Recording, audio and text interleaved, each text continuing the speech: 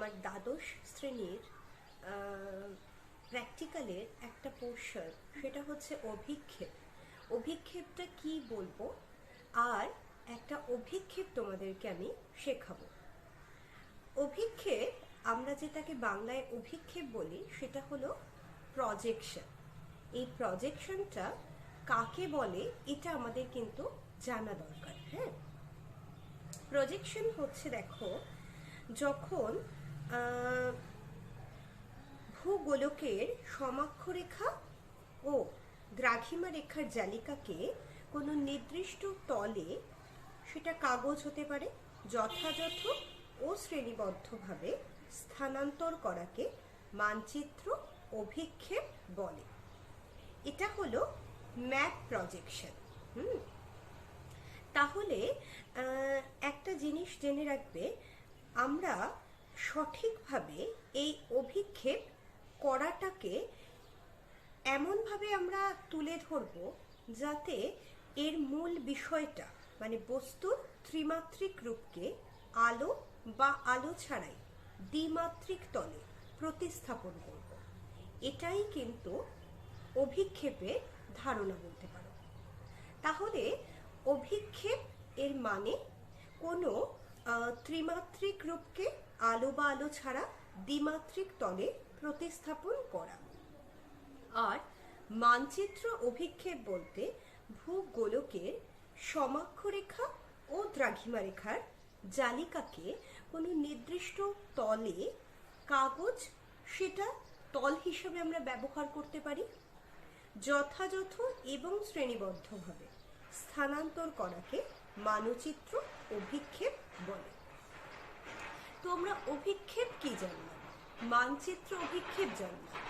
তো আমরা যদি মানচিত্র কি এটা আমরা জানি, তা সত্ত্বেও তোমাদের ধারণাটাকে আরেকটু সুদৃঢ় করার জন্য আমি মানচিত্র কাকে বলে সেটা বলে দিই।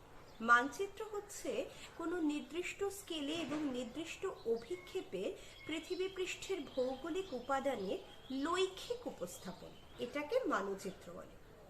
তাহলে আমরা মানচিত্র কাকে বলে জানলাম, আমরা অভিক্ষেপ কাকে বলে জানলাম, আমরা মানচিত্র অভিক্ষেপ কাকে বলে বা ম্যাপ প্রজেকশন কাকে বলে সেটাও জানলাম। এবার এই ম্যাপ প্রজেকশনটাকে অনেকগুলো ভাগে ভাগ করা যায়। এই ভাগগুলো তোমাদেরকে আমি একটু শিখিয়ে দিই।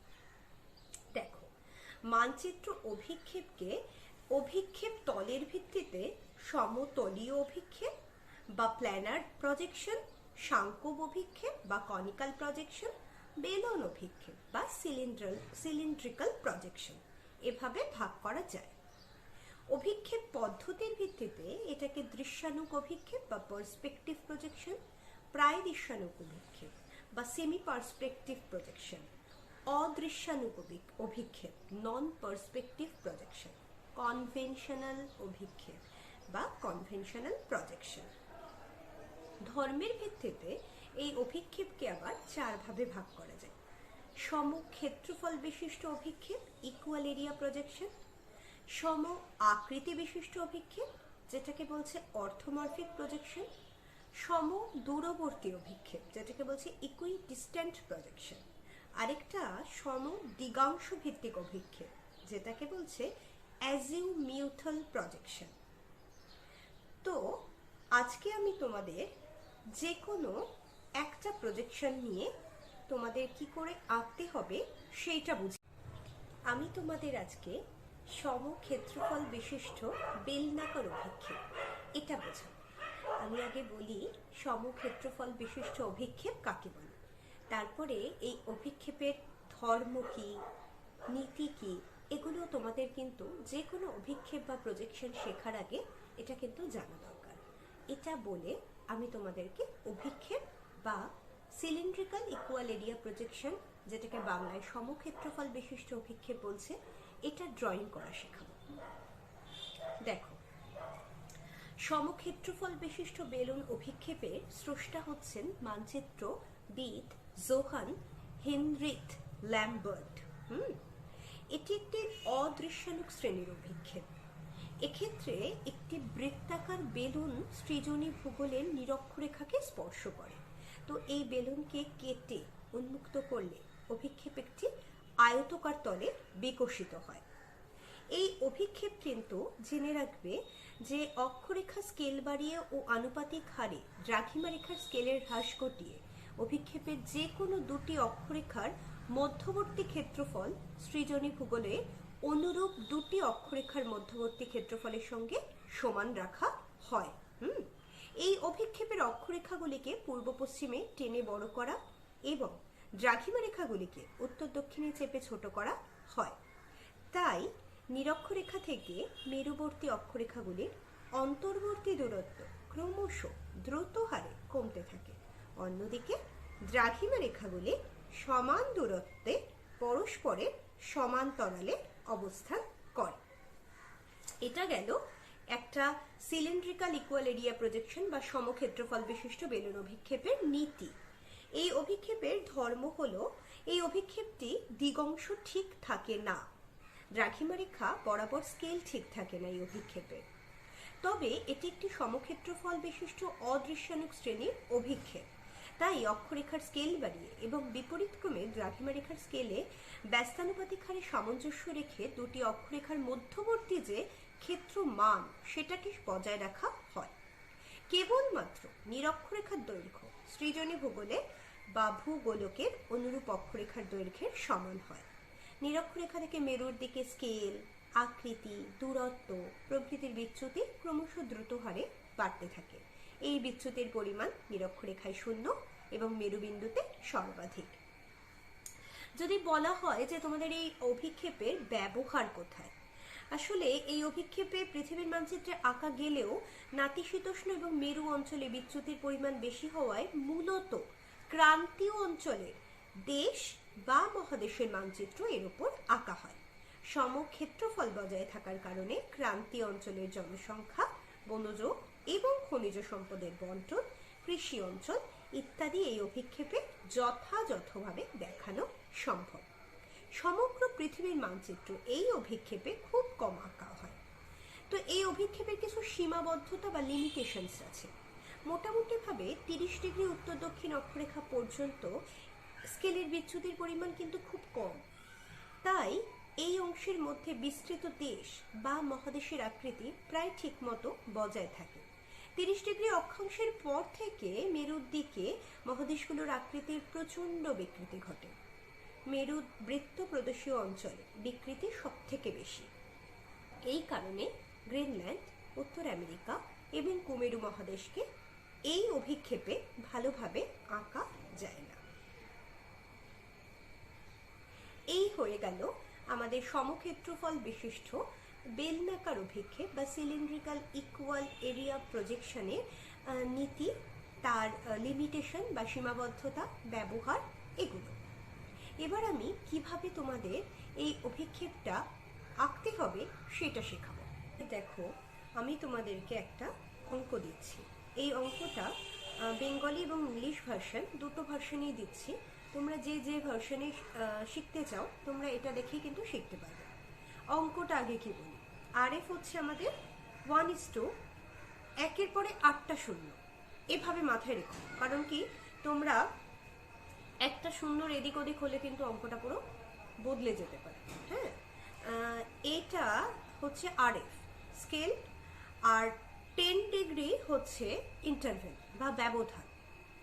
এই ব্যবধানে একটি সমক্ষেত্রফল বিশিষ্ট বা সম আয়তনিক বেলনাকার অভিক্ষেপ অঙ্কন করো, যার অক্ষাংশগত বিস্তার 10 ডিগ্রি পূর্ব থেকে 50 ডিগ্রি পূর্ব, 10 ডিগ্রি পশ্চিম থেকে 50 ডিগ্রি পূর্ব এবং 40 ডিগ্রি দক্ষিণ থেকে 20 ডিগ্রি উত্তর।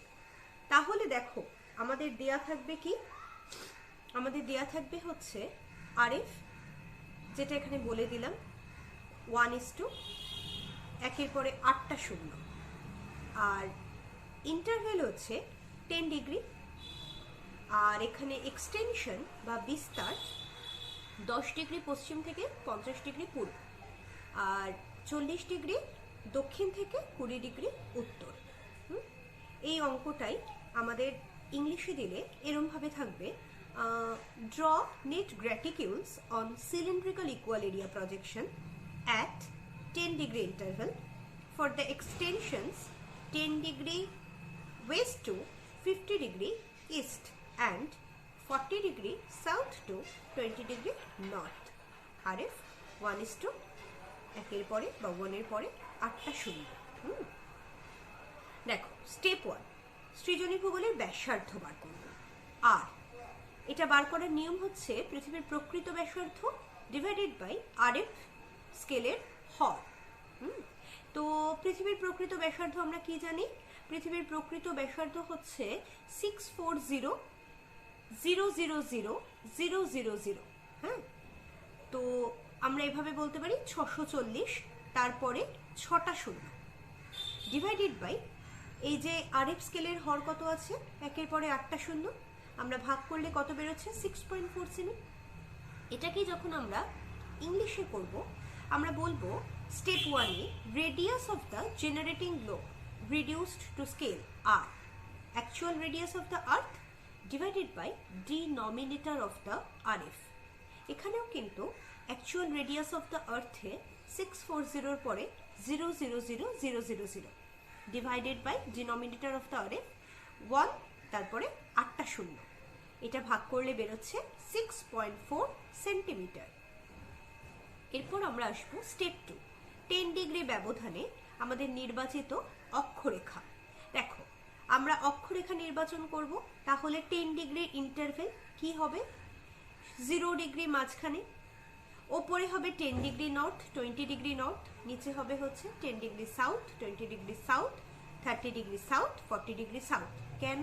কারণ এটা আমাদের এক্সটেনশন আছে 20 ডিগ্রি নর্থ থেকে 40 ডিগ্রি সাউথ, আমাদের 10 ডিগ্রি ইন্টারভেল বলে দিয়েছে, তাহলে 0 থেকে 10 ডিগ্রি নর্থ, 20 ডিগ্রি নর্থ ওপরে যাব, আর নিচের দিকে 0 থেকে 10 degree south, 20 degree south, 30 degree south, 40 degree south নিচে যাব। সেম ওয়েতে স্টেপ 3 করব, 10 ডিগ্রি ব্যবধানে নির্বাচিত দ্রাঘিমা। দ্রাঘিমা মানে কি? West east. তো এটা কি হচ্ছে? 10 degree West, 0 degree, 10 degree east, 20 degree east, 30 degree east, 40 degree east, 50 degree east. তো এখানে 0 ডিগ্রিটা মাঝখানে থাকছে, 0 ডিগ্রির এইদিকে আমাদের এক্সটেনশন বলে দিয়েছে 10 ডিগ্রি ওয়েস্ট থেকে 50 ডিগ্রি ইস্ট, তাই জন্য আমরা 10 ডিগ্রি ওয়েস্টটা লিখে দেব। আর তারপরে 0 ডিগ্রি, তারপরে 10 ডিগ্রি ইস্ট থেকে 10 degree east, 20 degree east, 30 degree east, 40 degree east, 50 degree east, এরকমভাবে একটা দাগ টেনে টেনে লিখতে থাকবো। হ্যাঁ, আর ইংলিশেও যখন করব, আমরা শুধু স্টেপ 2-তে লিখবো হচ্ছে selected parallels at 10 degree interval আর বলে 0 degree, 10 degree north, 20 degree north ওপরে, আর নিচের দিক দিয়ে 0 ডিগ্রির পরে 10 degree south, 20 degree south, 30 degree south, 40 degree south.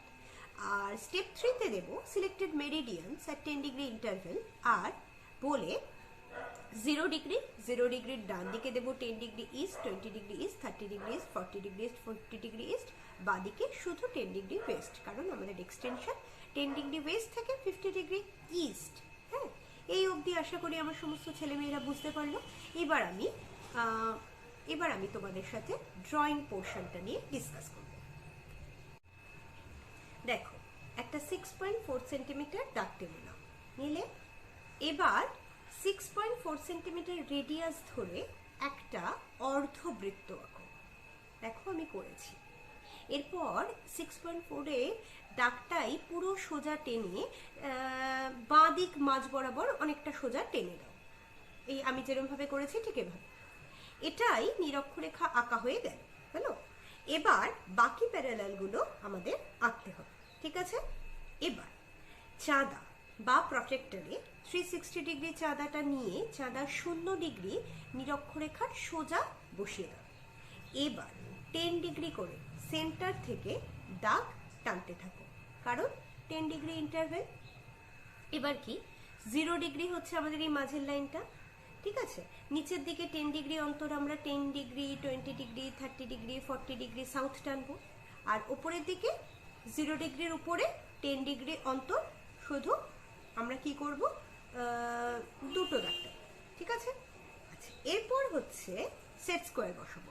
এবার সেট স্কোয়ারের লম্বা বাহুকে মাঝখানের লাইনের সাথে সমান্তরাল করে, হ্যাঁ একদম রেখে নাও মিশিয়ে। ঠিক আছে, এবার আরেকটা আরেকটা যে সেট স্কোয়ার আছে সেই সেট স্কোয়ারটার যে বাহুটা রয়েছে সেই বাহুটাকে সেই সেট স্কোয়ার এমনভাবে ধরো যাতে সেই সেট স্কোয়ারে 3টি বাহুর একটা বাহু, হ্যাঁ, বড় সেট স্কোয়ারের সাথে মিশে যায়। বুঝতে পারলাম? মানে একটা সেট স্কোয়ার তোমরা ওপরে ধরো, আর সেই সেট স্কোয়ারটা এমনভাবে ধরবে যাতে ছোট সেট স্কোয়ারটা যেটা নিয়েছো সেই সেট স্কোয়ারটার 3টি বাহুর একটা বাহু ওই বড় সেট স্কোয়ারের সাথে মিশে যায়। এবার দেখতে হবে যে ছোট সেট স্কোয়ারটা যেন বড় সেট স্কোয়ারের সাথে মিশে থাকে, এটা কিন্তু আমাদের মাথায় রাখতে হবে। এবার নিচের সেট স্কোয়ারকে বা হাত দিয়ে চেপে ধরবে, আর ওপরের সেট স্কোয়ারটাকে ডান হাত দিয়ে সরাতে থাকবে। দেখো আস্তে আস্তে করবে, হুড়োহুড়ি করবে না, ঠিক বুঝে করতে পারবে। উপরের দিকে নিরক্ষরেখা বা ইকুয়েটরের সমান্তরাল করে নিরক্ষরেখার উপরে দুটো সমান্তরাল দাগ টানবে এবং নিরক্ষরেখার নিচে 4টি সমান্তরাল দাগ টানবে। এবার প্যারালাল আঁকা আমাদের কমপ্লিট হয়ে গেল, তাহলে আমরা প্যারালাল পেয়ে গেলাম। এবার এই আমাদের দেখো অঙ্কে আমাদের দিয়েছিল যে বিস্তারে, সেটা আমরা করে ফেললাম প্যারালালস গুলো দিয়ে, ঠিক আছে। এবার আসবো হচ্ছে আমরা মেরিডিয়ানসে। এবার মেরিডিয়ানসের ক্ষেত্রে দেখো মেরিডিয়ান কি করে আঁকবো। এর আগে ইকুয়েটর এবং বৃত্তচাপে সোজাসুজি লম্বা একটা স্পর্শক টেনে নেব। এবার একটা সোজা দাগ টেনে নিলাম, ঠিক আছে, এটাই হলো আমাদের স্পর্শক। এবার এখানে ডিভাইডার বসাবো। এই যে প্যারালালের মধ্যেকার গ্যাপটা দেখবে, কিন্তু এই যে প্যারালালসগুলোর মধ্যে যে দাগটা আছে না, এই মধ্যেকার গ্যাপ কমতে থাকবে। আর তাই জন্য এই অভিক্ষেপে কিন্তু আমরা পুরো পৃথিবী দেখাতে পারি না বা দেখাই না, হ্যাঁ, কারণ কি না, প্যারালালের মধ্যেকার গ্যাপ যত উপরের দিকে যাবে কমতে থাকে, ঠিক আছে। যাই হোক, এবার আসবো হচ্ছে আমরা মেরিডিয়ানসের ক্ষেত্রে। তো আমরা মেরিডিয়ানসের ক্ষেত্রে একটা স্পর্শক এঁকে নিলাম। এবার এখানে ডিভাইডার বসাবো। বৃত্তচাপের উপরে যে কোনো দুটি গ্যাপের মাপ নিলাম, নিয়ে ডিভাইডার দিয়ে এবার ওপরের রেখায় বসিয়ে এই মাপটা দিয়ে ডিভাইডারে বসিয়ে কেটে নেব। এবার নিচের দিকে ওই সেম মাপ, হ্যাঁ, ওই সেম মাপ নিয়ে নিচে কেটে নেব। এবার ওপর আর নিচে যে দাগগুলো আছে শুধু সোজা স্কেল দিয়ে জয়েন করবে, এক একটা করে জয়েন করতে থাকো। এবার এক্সট্রা কিছু অংশ দেখবে আছে বাকি, সেই অংশটাকে বাদ দিয়ে দেবে, মানে মুছে দেবে, ইরেজ করে দেবে। বাস হয়ে গেল আমাদের মেরিডিয়ান। এবার আমরা মেরিডিয়ান ভ্যালুগুলো লিখবো, প্যারালালসের ভ্যালুগুলো লিখবো, আরএফ লিখবো, এক্সটেনশন লিখবো, আর ওপরে হেডিং দেবো। এই তো হয়ে গেল আমাদের সিলিন্ড্রিক্যাল ইকুয়াল এরিয়া প্রজেকশন বা সমক্ষেত্রফল বিশিষ্ট বেলুনাকার অভিক্ষেপ ড্রয়িং। আমার এই ভিডিও যদি তোমাদের ভালো লাগে, আমার এই শেখানো যদি তোমাদের ভালো লাগে, তোমরা আমার চ্যানেলটাকে লাইক করো। তোমাদের যদি কিছু জিজ্ঞাসা থাকে তোমরা কমেন্ট সেকশনে জানাতে পারো। আর আমার পরবর্তী ভিডিওগুলো তোমরা অবশ্যই দেখতে থাকো।